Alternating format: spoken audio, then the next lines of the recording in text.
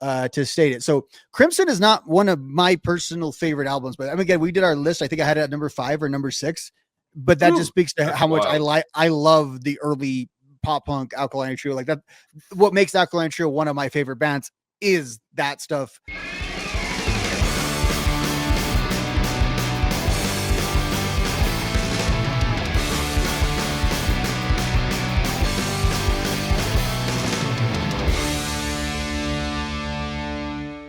May 24th, 2005, we get the 5th studio album by Alkaline Trio. It is produced by Jerry Flynn. It is called Crimson. Yeah, dude. You know they almost called it something else? They almost called it Church and Destroy. Church and Destroy, yeah. I didn't know that until earlier today. That's hilarious. Yeah, man. Look, dude, I talked a lot about Against Me. I love Alkaline Trio too. They're like a top 5 or 10 band for me, but I know you like Alkaline Trio probably as much as I do. So why don't you tell me a little bit about Crimson first, and then I'll kind of give my response to it. What's up, guys? So we just partnered up with Dead and Buried Inc. out of LA. So if you have a band or a small business, maybe an event coming up, and you need merch, hit these dudes up. There's a link in the description. If you mention that you got there via the Punk Rock Review, you'll get 10% off of your first order. But it's super high quality screen printing, embroidery. They do shirts, hats, hoodies, skateboards, bags, whatever you want printed, they can handle it, all right? They're also a small business, and they're part of the punk rock community. They're my friends. So this is a partnership that's very important to me. If you need merch, hit these dudes up. Check them out. You won't be disappointed, all right? Back to the video. Yeah. And to context what we're saying there, I think he technically likes some more because when we did our top pop punk bands of all time, Alkaline Trio was number 2 for me and number 1 for Randall. So to give you context how much we like this band. Now, Crimson is, if Alkaline Trio has this, I would say a consensus peak where everything is going for them, where they're commercially great, their music sounds great, like everything is really clicking for them. It's probably a 2-album cycle with Good Morning and Crimson. This is sort of the bookend of it. I know Vice once referred to this part of their career as the creamy middle, and I think that's such a perfect way to state it. So Crimson is not one of my personal favorite albums, but I mean, again, we did our list. I think I had it at number 5 or number 6, but that just speaks to how much I love the early pop punk Alkaline Trio. Like that, what makes Alkaline Trio one of my favorite bands is that stuff.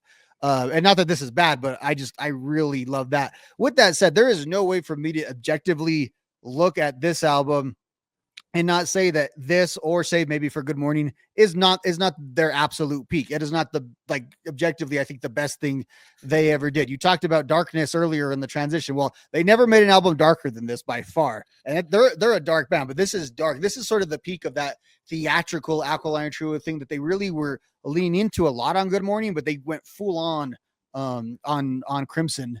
And they also, once again, just like Good Morning, they had a lot of time to make the songs. They had even more time to make the songs. They had another album cycle with Jerry Finn. And it must be something after your other album did really good. Well, you know, now you got more money and you have more opportunities, right? And just more time to work on the songs. And that's always been the thing, I think, with Alkaline Trio. Really, they're sort of they're on this kind of paradigm between like the Alkaline Trio, like peak sound, which is this emo pop punky 80s kind of sound that they have, like this stuff, and like the pop punk band they started out with. And the only real difference always is album to album is in how much time they have to work on each album, which makes me think that like most of their songs kind of start out as these pop punky songs. And the more time we have, they turn into Your Neck or something like that. Like that's sort of how the cycle seems to go. So this is them again, I think at the peak probably of their resources as a band, a peak of their performances individually. They're great musicians on everything, but they were great on here. And then you have Jerry Finn. So they sound amazing. They've always sounded good,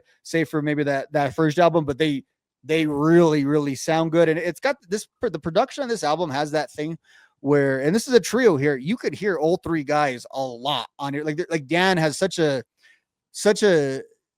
spot in the mix on so many of these songs with that bass tone. I can't say enough good things about this album, except for I have never owned it. And as I mentioned before, I figured this out like 2 months ago. That blows my mind. Yeah. So the reason, and I remember when this album was, so the name was changed to Crimson. Because again, this is right in the peak of like my era of Warped Tour and all that stuff. I remember me and my friend trying to figure out what crimson meant, and he found the color purple, all of that stuff. Anyway, this came out the week I graduated high school, so I guess I just like never bought it like that week. You know what I mean? And I know all these songs forever and ever, so I just never actually purchased the album.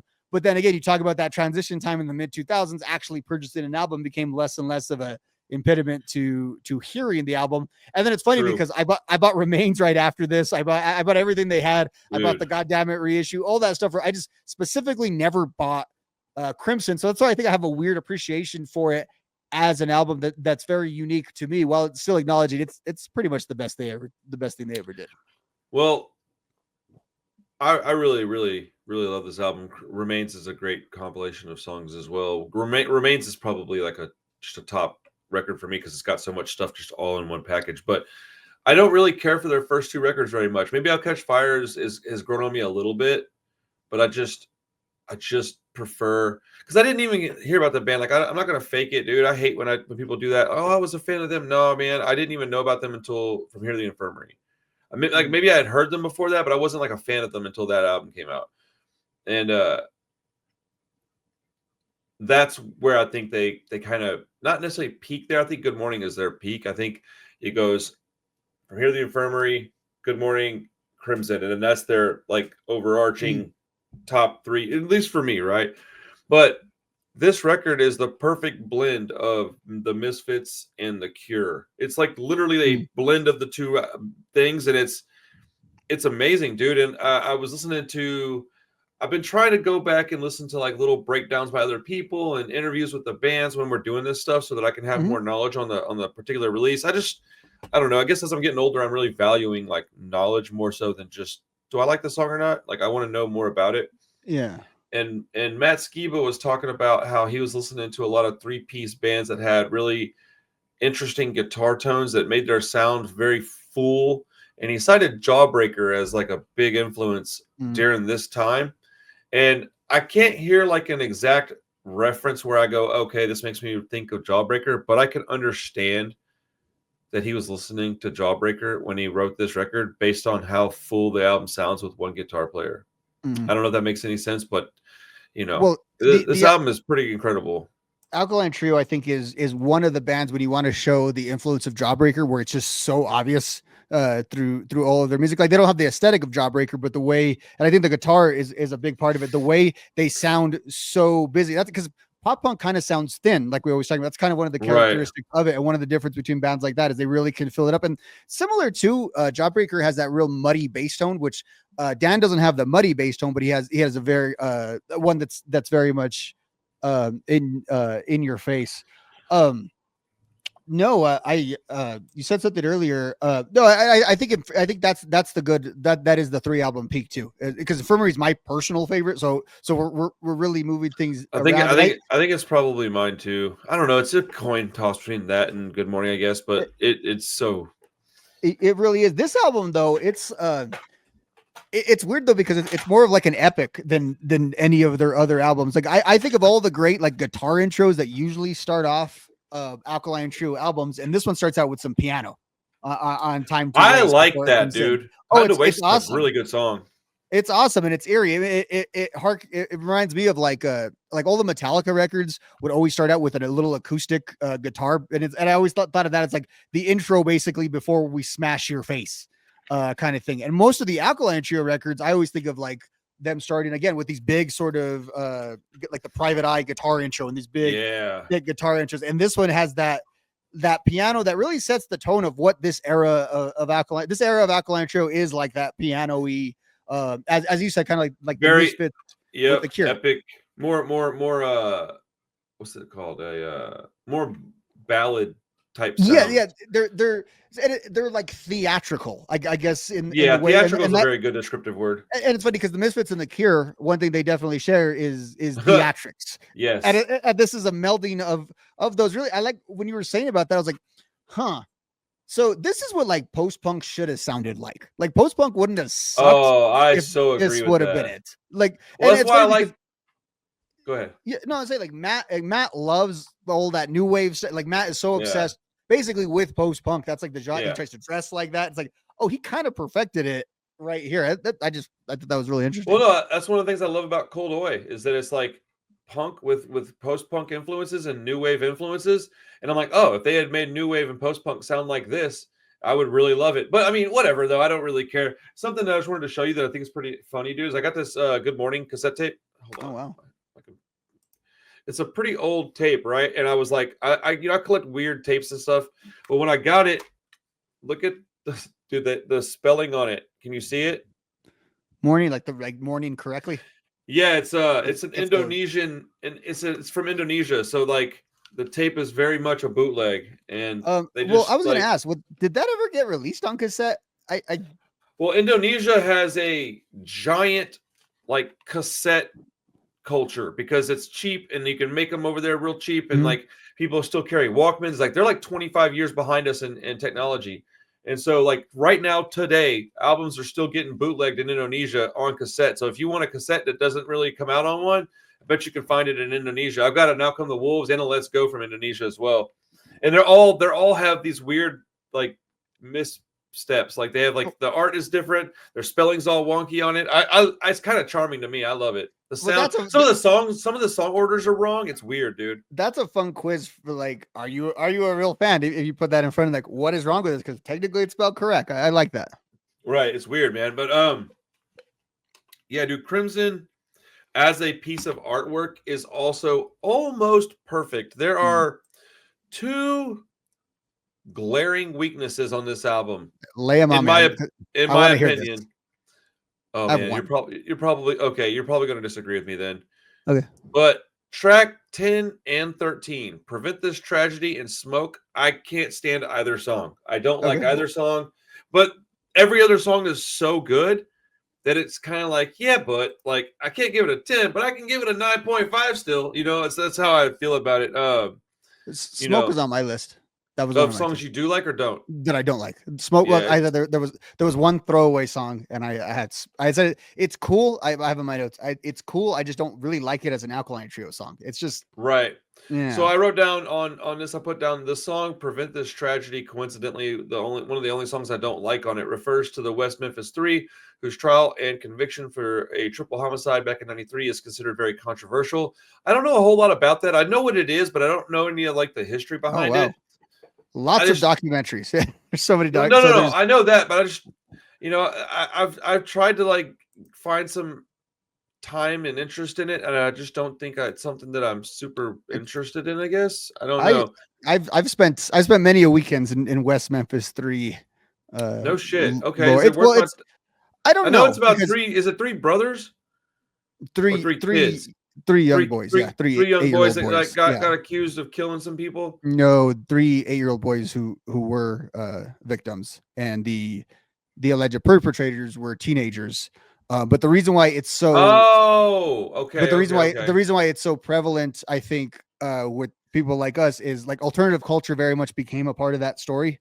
One of the framings that was sort of used as not a conviction device, but a character device by the prosecution was the fact that like the boys listened to metal music and that kind of stuff. So over the years, it's sort of, and there's a way more so this is why you need to there's way more. I guess I'm gonna have to watch it than that.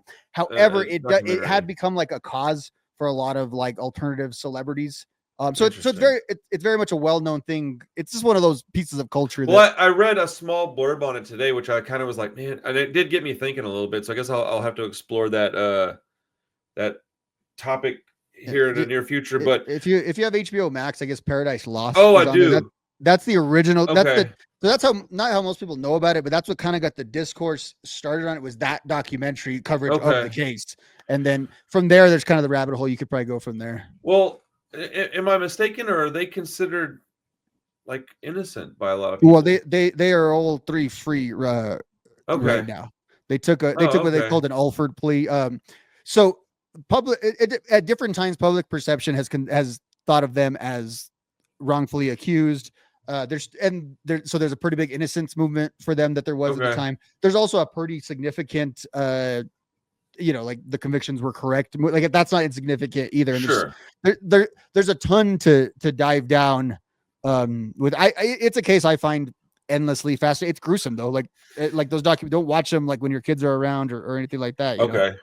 Well, no, now, I mean, you've piqued my interest. Now I want to go but I mean, this is another reason why listening to these records and doing these podcasts with my friends is so important, because I don't know I mean, I don't guess it's going to necessarily help me in any way to know all that stuff, but I am interested in like true crime to a It's degree. just something kind of well. Next time you hear that song, you might be like, oh, Well, that's that thing. And, yeah. Yeah. So, well, the other song that they've got on here, Sadie, is also about some true crime stuff. Susan Atkins, murder in the Charles Manson family. She was part of the Sharon Tate stuff from '69.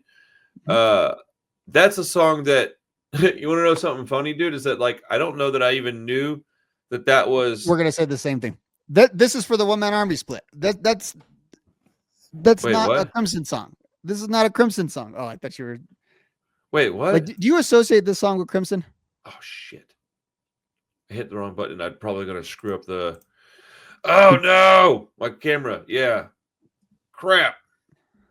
What were you saying about the Alkaline Trio thing and the split?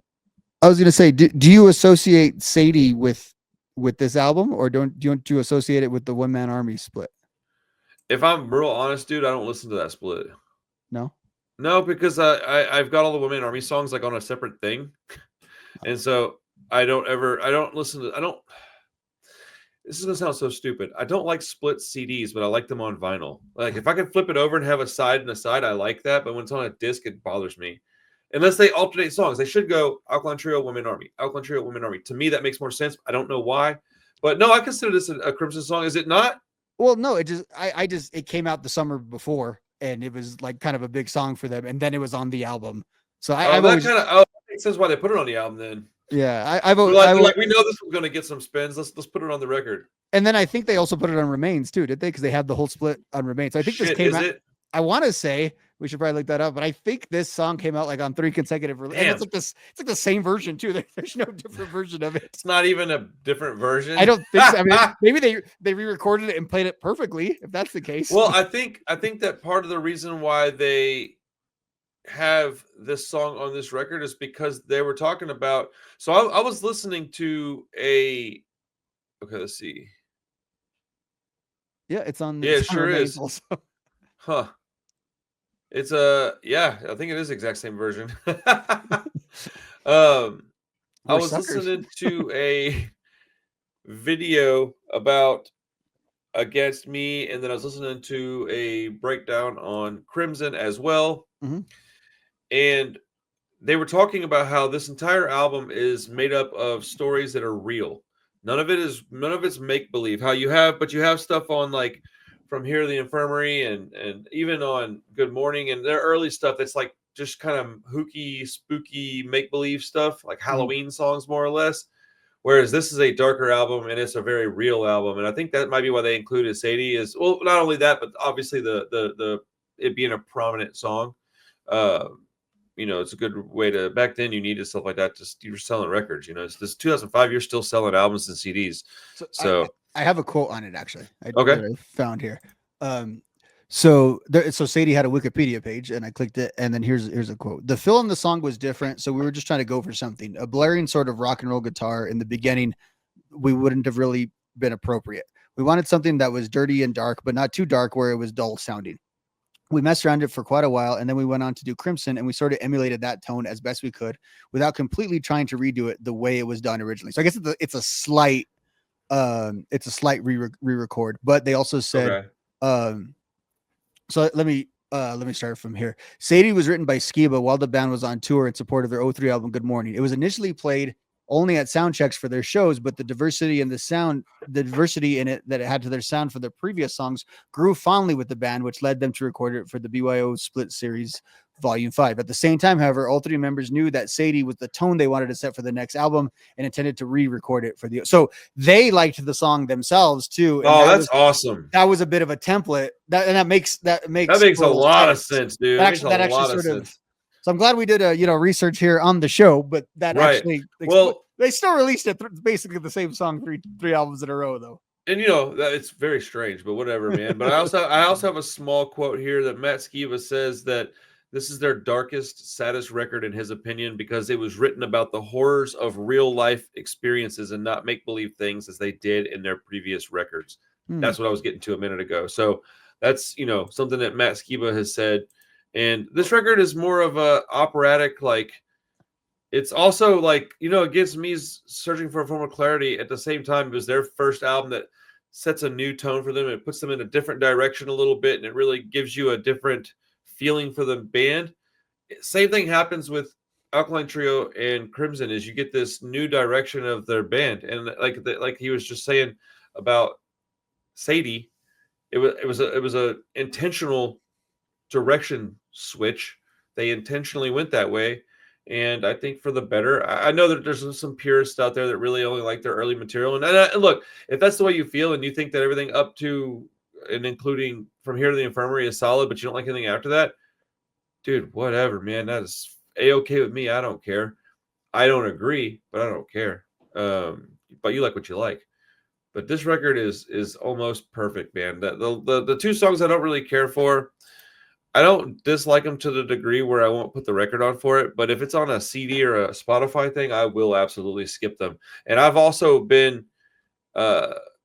I've played this record on like LP and not even played the B-side because the B-sides were those two songs that lie that I don't care for. And I just don't even see the point in playing the B-side when there's 40% of it I don't care about. Oh, I'll also say, you know what? I'd add the Poison to, like, I don't hate the Poison, but I don't love that song. To me, that song's oh my goodness of a pivot for me, and I just so it's funny you say that because I was literally going to say that's like a sneaky, really good deep cut. It's a really good song that Dan wrote, in my opinion. And I'm not going to say that you're wrong necessarily. I like that song. I don't feel, if there's a criticism of this album, I don't feel vocally this is one of the stronger Dan albums. I feel like Dan was amazing on Good Morning, and I think that we broke it down. The latter part of their career, he's almost like this equal, and there's a lot. But this album, I think, is a very Skiba. I think it's just Skiba's very influential. There's a lot of these songs are Skiba's. I just think he's shined a little more vocally on this album. I would agree with that. But the Poison is one that like I didn't love a lot, and then today I listened to it again, and I was like, man, I really do like this song, and so.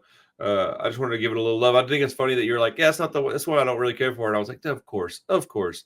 We always have these. This is where we bicker. We don't bicker on like albums being good. We agree on like 98% of things, and we focus on the 2%. And then we focus on the 2%. 2 hours about discussing those. Yeah, dude. I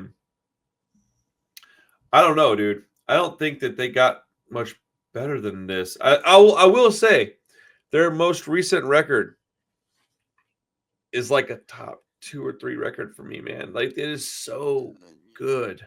Well, wouldn't you agree that album very much feels it's got a lot of tonal similarities to Crimson in a way that the 2016 album I think feels a little more like their earlier, like an homage to their earlier stuff? Okay, so my opinion on that is that their recent record, what was it called again? Blood, Blood, Hair, and Eyeballs. Eyeballs, yeah. So I feel like that album to me represents like a rebirth more than I think it represents anything resembling like a past. Yeah. So, and I don't say that in a disrespectful way. I hope that comes across as respectful. I mean it to. It's what? Let's see. It's 11 songs. How long is it? It's a shorter record, isn't it? Anyways, it's almost perfect, man. I really, really, really like their new record, but it's got like I guess the songs themselves, like the actual chord progressions and all that stuff, are tonally similar, and thematically it's totally similar. But there's something in it that isn't in Crimson. Crimson is a darker, more sad, somber album than their most recent. The most recent one, it just has. You can feel some life being breathed back into the band. I mean, they went through a lot dealing with all the Blink-182 stuff and and then Matt getting sober and really trying to clean his life up. They went through a lot. They've been around a long time at this point, so their record won't sound the same. But I can see your point. I think I disagree based on the fact that surface level, yes, but once you get below that, you're like, I can see a lot of differences. But I guess maybe that's what it is, though. Tonally, it's very similar, and then and I would. Yeah, and I think like the stuff that Skiba made in the Blink era, I think the reason why it conjures back maybe to some of the earlier stuff is because again he maybe had there was less time to focus on that stuff, Yeah. or that's also why the dance songs were really strong on those albums because he had even more. I think they're in a good place though. Like I re-listened to the new album about 2 weeks ago because I listened to it so much when it came out when we did the show. I kind of took a little break from it, and yeah, it's still pretty damn good. Like it for a reason it won all those best album of the year awards from guys that like listen to the albums that we listen to. It deserved it, Yeah. I think. Yeah. It was one of my favorite of the year for sure, and I still listen to it pretty regularly, man. Um, yeah, dude. I don't know. I thought that. Yeah, I don't know. I really like all their stuff, man. I love this band. I really love this band. I was gonna say on Prevent This Tragedy, I actually hear like some versions of what I think Skiba and Mark Hoppus were trying to do with Blink with like their version of Blink. I feel Okay. like that's like a better version than anything they actually did together. Okay, I'm sorry. Repeat that one more time. So I think that Prevent This Tragedy is like a Okay. proto version of what the Skiba Blink experiment was kind of trying. Like I could hear a lot of those Skiba Oh, okay. style Blink songs in the way that song starts out, and a lot of those elements. I think this is better than a lot of the songs that he did with Blink. And this is like because it's complete like Alkaline Trio mode, but it reminds me of the songs that they were sort of writing at that point. Like it's a song I Okay. could have seen him bringing to Blink, and because it just kind of sounds, especially at the beginning, kind of sounds like the songs from those two albums, in my opinion. Especially it sounds like songs from that second album from Nine, I would I'm say. gonna have to go back and like listen to it again and just kind of revisit that. I, Oh, I go ahead. I'm obsessed with looking for traces of Skiba Blink in other Blink and Alkaline Trio music. Just I'm so not perplexed by it, but it's such a thing to its own that I'm always trying to find the remnants of it in other places. Well, yeah, man. I don't know, dude. I love Alkaline Trio. I don't know there's a whole lot else to say about it. I give this record like a 9.5 out of 10. The highs are so high that the lows don't even really matter because they're very few and far between. I think that Against Me's record from the same year is basically perfect. If anybody's still watching this, man, please let us know in the comments some other albums that may have come out in these like uh 90, Middle. 95. Well, like anything that would hit like a 5-year anniversary of some kind, like 15, 20, 25, 30, 35, 40 years ago that you might want to hear us talk about, because I look for them all the time, and it does get a little bit tough sometimes. I found a couple I think we could cover on our next episode. I think, how do you feel about doing the debut of Jawbreaker and maybe the debut of Green Day? Oh, that'd be fun. That'd be fun to do as an episode because that'll be fun to do research together.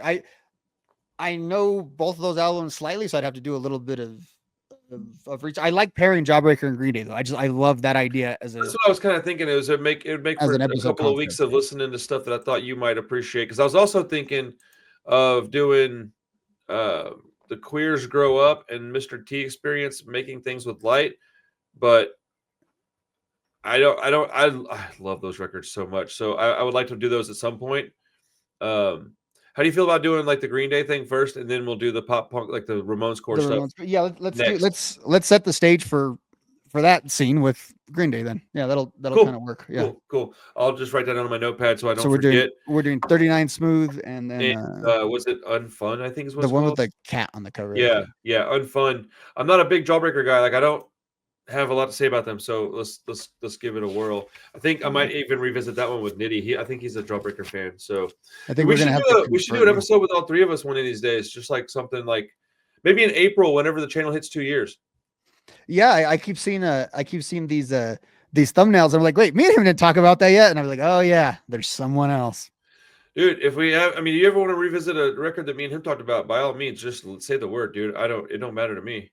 No, yeah, I I can- assume I can- I assume we'll do most of the ones that you guys Yeah. did as well, because it's different Yeah, kind of so conversation. So it really well. That's the thing, is it is, and I have people that like watching your videos, and I have people that like watching them with him, and I have a lot of people that like watching all of it. So, but there is definitely different groups of people that like different stuff. And I mean, I get clowned on some stuff. You've been clowned on it, and so is he. So like, there's also haters of all kinds. But it's I have a lot of fun doing this. What the thing? How do you feel about Leatherface?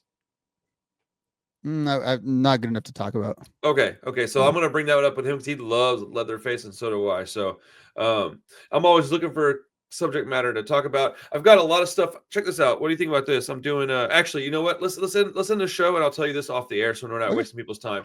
Thank you guys for hanging out with us, man. I appreciate it. Please go listen to these records. Spend some time with Against Me, and spend some time with Alkaline Trio. Also, if you want to support the channel, there's ways to do it. Links in the description. Otherwise, have a great day. We'll see you on the next one. Peace.